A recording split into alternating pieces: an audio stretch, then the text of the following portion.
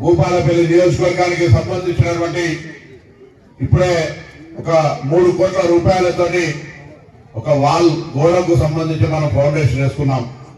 వస్తూ శాసనసభ్యులు చెప్తా ఉన్నారు, చాలా కాలంగా డిమాండ్ ఉంది.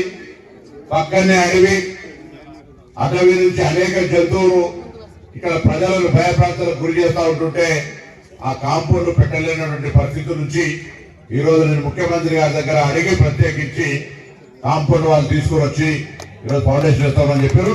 ఒకసారి గట్టిగా ఎమ్మెల్యే గారికి ధన్యవాదాలు చెప్పాల్సిన అవసరం ఉంది. గట్టిగా తప్పట్లు కొట్టి సారక్క దర్శనం చేసుకుని వచ్చామని అంటే ఈ ప్రభుత్వానికి మహిళల పట్ల ఏ విధంగా గౌరవం ఉంది, ఏ విధంగా ఉన్నదనే దానికి ప్రభుత్వం ఏర్పడ్డ 48 గంటల్లోనే మేము ఇచ్చినటువంటి మాట ప్రకారంగా మహిళలందరికీ ఉచితంగా బస్ సౌకర్యాన్ని కలగజేసినాం.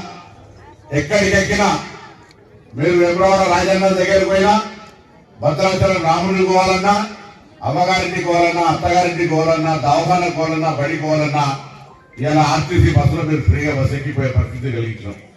అంతేకాదు ఇలా గ్రామీణ ప్రాంతాల్లో ఇందిరమ్మ చీరలు ఇస్తూ వాస్తవంగా పట్టణాలందరికీ సంక్రాంతి సారేగా చీరలు పెట్టాలనుకున్నప్పటికీ మేము అక్కడ సూరత్ నుంచి కొనుకొచ్చేటి కాదు, మన చేనేత కార్మికులు సిరిసిల్లలో తయారు చేస్తారు కాబట్టి కొంత ఆలస్యమైంది.